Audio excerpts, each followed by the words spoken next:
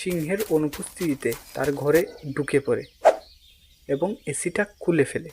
তারপর সেটাকে নিয়ে রওনা দিল তার বাসার উদ্দেশ্যে এবং সেখানে গিয়ে একটি গাছে এসিটা ফিট করে ফেলে।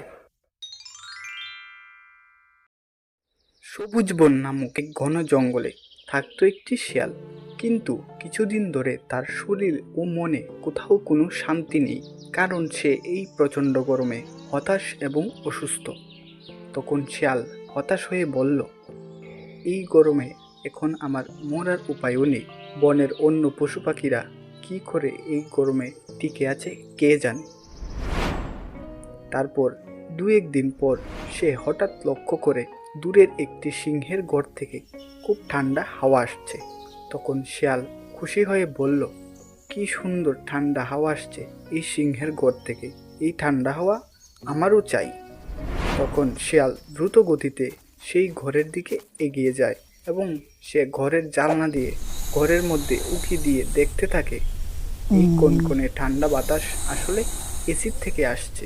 এবং সে আরও দেখতে পায় একটি সিংহ এই এসির নিচে আরাম করে ঘুমাচ্ছে। তখন শিয়াল মনে মনে ভাবতে লাগলো, আমিও কি করে এই এসির ঠান্ডা হাওয়ার মজা নিতে পারি।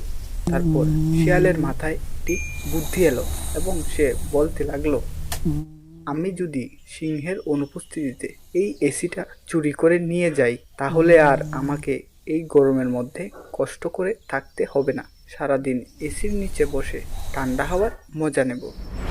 তারপর একদিন শিয়াল চুপি চুপি এসে সিংহের অনুপস্থিতিতে তার ঘরে ঢুকে পড়ে এবং এসিটা খুলে ফেলে।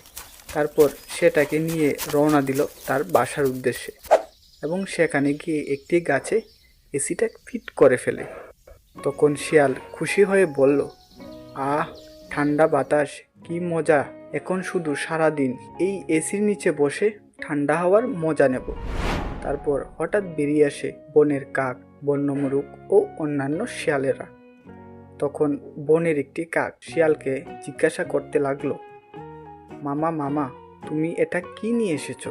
তারপর শিয়াল বলে ওঠে, ভাগ্নে, এসি চুরি করে নিয়ে এসেছি বনের একটি সিংহের ঘর থেকে। এই কথা শুনে তারা সবাই আনন্দে চিৎকার করে ওঠে এবং তারপর একটি বন্য মুরগ বলতে লাগলো, আমাকেও একটু এই এসির ঠান্ডা হওয়ার মজা নিতে দাও না গো শিয়াল মামা। তখন আবার বনের অন্য একটি শিয়াল বলে ওঠে, না, ঠান্ডা হাওয়া আমার চাই।